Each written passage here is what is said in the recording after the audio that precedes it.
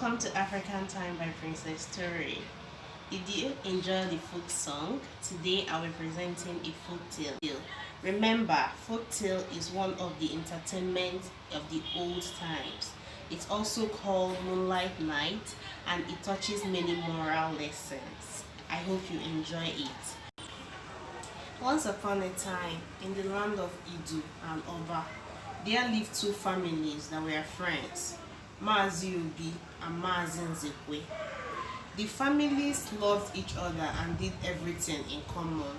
They were so close that they each married a wife the same time, and their wife each conceived a year later and gave birth to sons. To solidify their friendship, the two men named their sons Eko. Some years later, death struck and taking away Mazi Obi and his wife. His son was left alone, orphaned. So the Nzekwes thought about it and decided to take him in. When they took him in, everybody was happy to be one big happy family.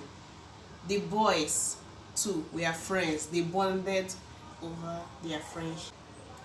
Initially, the families were happy together, but then the wife became dissatisfied and began tormenting little Eko. Sometimes she would not give him food. She would send him on tedious errands. You shouldn't send a boy of that age. But because of his bond between him and his friend always stepped in to intervene in one way or the other, making the wife, the Mrs. Nzekwe, dissatisfied. So she planned to make Eko disappear forever. One day, she sent her son to the stream to get her some water, and there she gave Eko food. Out of hunger, the boy ate quickly, unknowing to him that the food was poisoned. Then he died in anguish with nobody to hold his hands or console him. He cried for his dead mother and father, but of course they were no more, and eventually he gave up the uneven struggle. Mrs. Nzekwe was very pleased with herself. She has gotten rid of the little terror forever. Taking the body to the stream, she threw it into the stream and ran back home. Sometimes evil goes unpunished, and hers went unpunished for a long time. Nobody saw her.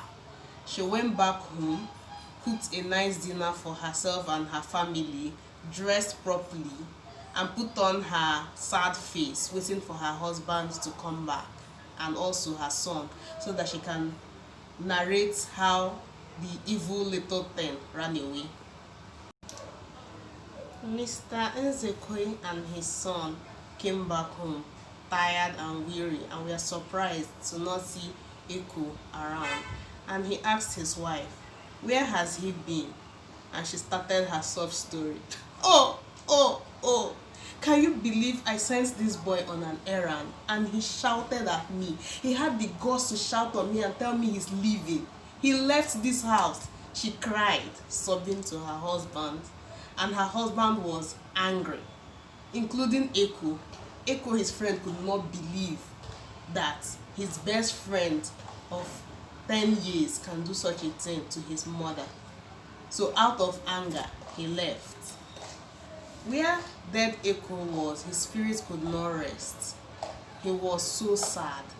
He couldn't believe that his family line has ended like this. And his friend hated him. Out of spite, Eko took everything his best friend has ever given to him and burnt it. Eko's name was a word that was never mentioned in that family ever again. Some years passed and his spirits continued to wander. And then one day he was given a chance to talk to his friend. He came in form of a bird when his friend, who was good at playing flute, was playing flute at the stream, and he sang to him.